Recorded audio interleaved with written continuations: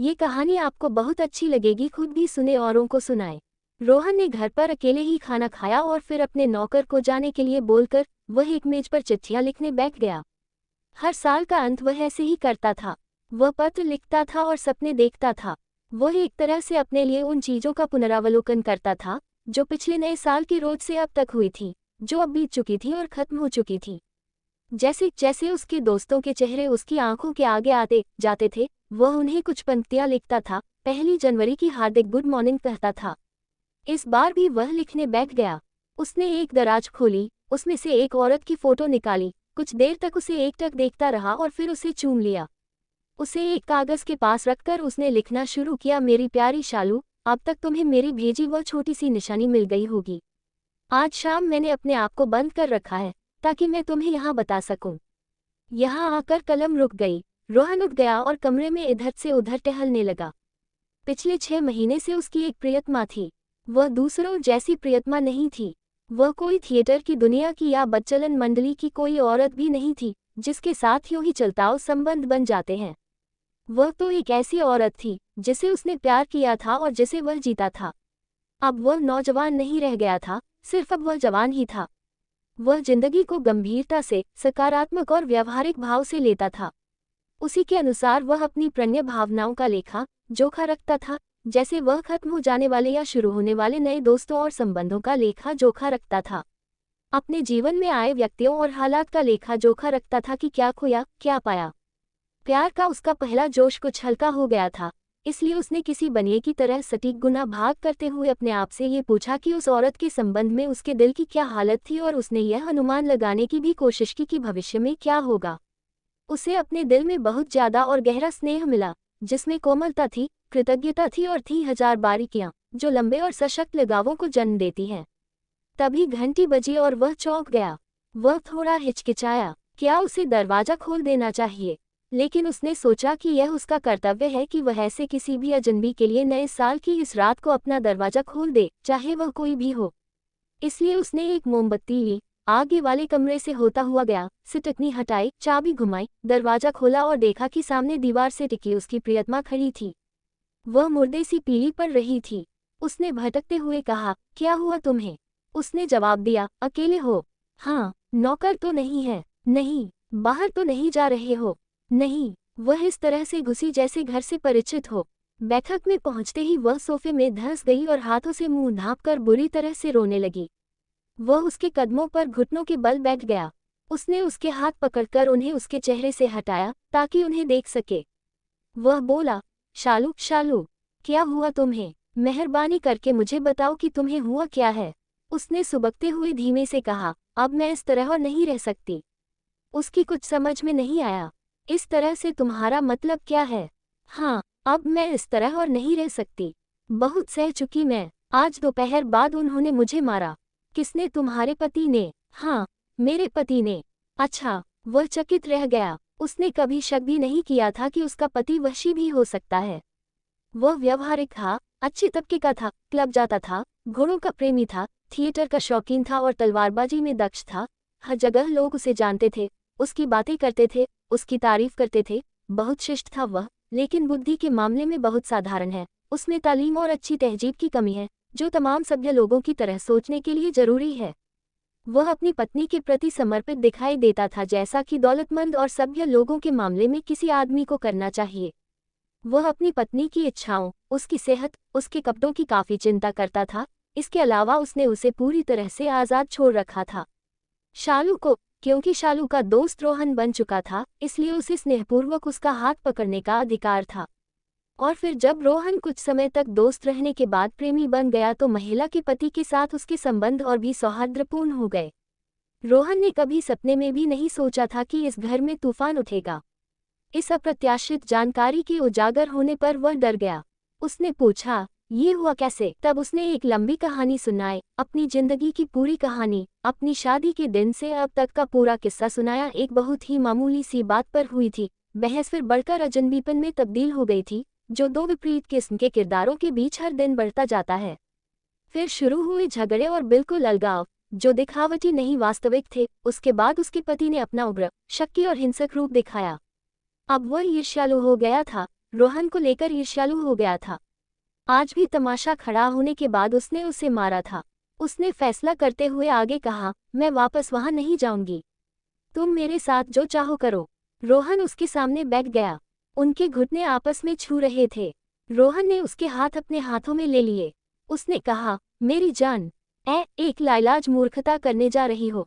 अगर तुम अपने पति को छोड़ना चाहती हो तो गलतियों को एक तरफ कर दो, ताकि तुम्हारी व्यवहारिक महिला वाली छवि बची रहे। उसने उसे बेचैनी से देखते हुए कहा, तो तुम मुझे क्या सलाह देते हो? यही कि तुम घर वापस जाओ और वहां तब तक अपनी जिंदगी बिताओ, जब तक तुम इज्जत के साथ उससे अलग न हो जाओ या तलाक न ले लो। तुम ये जो करने की सलाह मुझे दे रहे हो, ये थोड़ी कायरता नहीं होगी क्या? नहीं, यह अक्लमंदी है और सही भी। तुम्हें ऊंचा रुतबा, इज्जत बचानी है, दोस्तों को बनाए रखना है और रिश्तों को संभालना है। तुम्हें महज अपनी सनक में इन सबको खो नहीं देना है। वह उठ खड़ी हुई और तमक कर बोली, नहीं, रहने दो। अब मैं इसे और बर्दाश्त नहीं कर सकती। ये खत्म हो चुका है ये सब। फिर अपने दोनों हाथ अपने प्रेमी के कंधों पर रखते हुए और सीधे उससे आंखें मिलाते हुए उसने पूछा, तुम मुझसे प्यार करते हो? हाँ, असल में और सच में। हाँ, फिर मुझे रख लो। वह बोला, तुम्हें रख लूं? मेरे अपने घर में, यहाँ? अरे, तुम पागल हो। इसका मतलब ये होगा कि मैं तुम्हें हमेशा के लिए खो दूंगा, तुम्हें वापस पाने की उम्मीद भी नहीं रहेगी। तुम पागल हो, उसने धीमे धीमे और गंभीर लहजे में उस औरत की तरह जवाब दिया, जो अपनी बातों का वजन समझती है। सुनो रोहन, उन्होंने मुझे मना किया है कि तुमसे फिर न मिलूं और मैं तुम्हारे घर चोरी चोरी आने का ये हास्य नाटक नहीं खेलूंगी। या तो तुम्हें मुझे खोना होगा या मुझे पाना होगा। मेरी प्यारी शालू, अगर ऐसी बात है, तब तो तुम तलाक ले लो, मैं तुमसे शादी कर लूंगा। हाँ, तुम मुझसे जल्दी से जल्दी भी करोगे तो 2 साल में शादी कर लोगे। कितना धैर्यवान है न तुम्हारा प्यार। देखो, सोचो, अगर तुम यहाँ रह जाती हो तो कल वह तुम्हें लेने आ जाएगा, क्योंकि वह तुम्हारा पति है, क्योंकि यह उसका हक है और कानून उसकी तरफ है। मैंने तुमसे यह नहीं कहा रोहन कि मुझे अपने घर में रखो, तुम जहाँ चाहो मुझे वहाँ ले जाओ।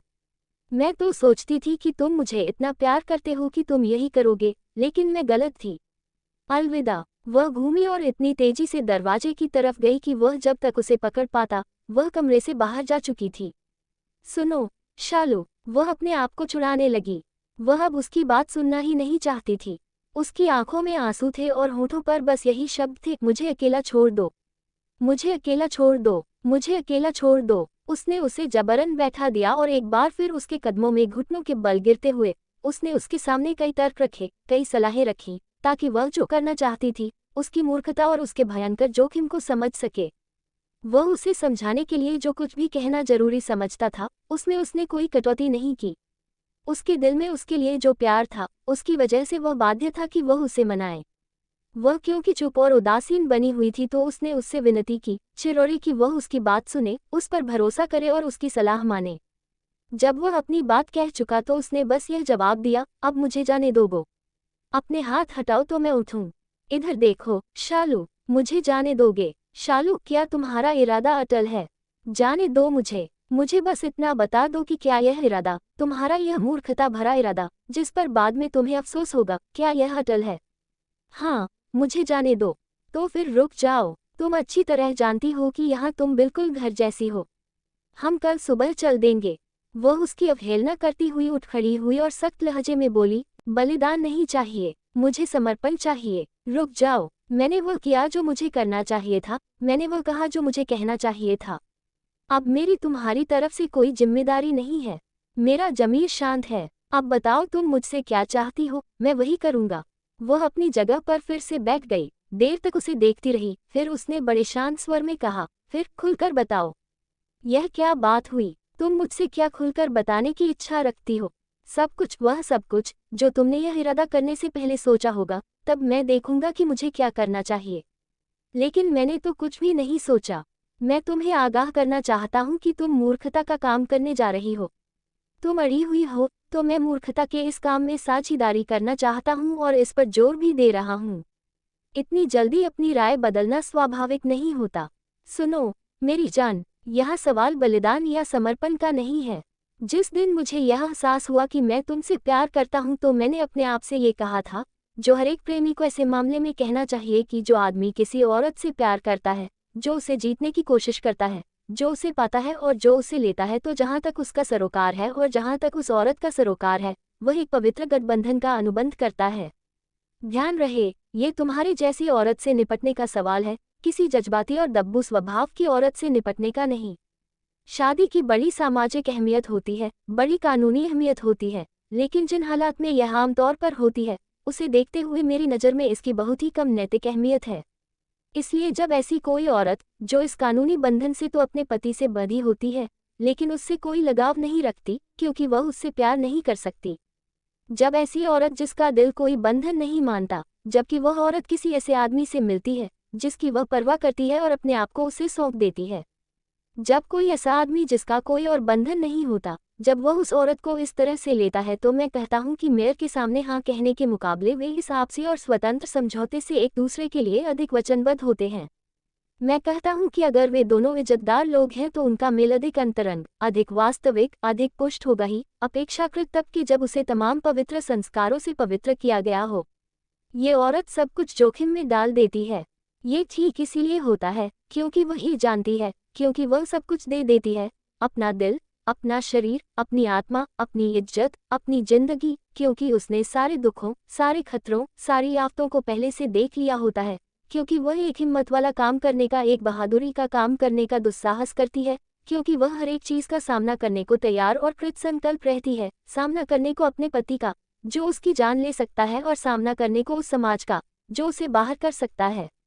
इसलिए तो वह अपने पति के साथ बेवफाई करने में बहादुरी से काम लेती है, इसलिए तो उसे लेने में उसके प्रेमी ने भी सब कुछ पहले से देखा ही होगा और सभी चीज़ों से ज़्यादा उसे पसंद किया होगा, चाहे कुछ भी हो जाए। इससे ज़्यादा मुझे और कुछ नहीं कहना। शुरू में मैंने एक समझदार आदमी की तरह बात की थी, जिसका फर्ज था तुम्हें आगाह करना, लेकिन अब मुझ में बस एक आदमी रह गया है, वह आदमी जो तुमसे प्यार करता है। तो फिर बोलो मुझे क्या करना है? शालू ने खुश होकर उसके मुंह को अपने होंठों से बंद कर दिया और धीमे से उससे कहा, ये सच नहीं है प्यारे, कुछ भी नहीं हुआ है। मेरे पति कोई शक नहीं करते, लेकिन मैं देखना चाहती थी, मैं जानना चाहती थी कि तुम क्या करोगे। मैंने हसरत की थी नए साल के तोहफे की, तुम्हारे दिल की, उस हार के अलावा एक और तोहफे की, जो तुमने अभी अभी मुझे भेजा है। तुमने वह तोहफा मुझे दे दिया है। शुक्रिया, शुक्रिया, ईश्वर का धन्यवाद है उस खुशी के लिए जो तुमने मुझे दी।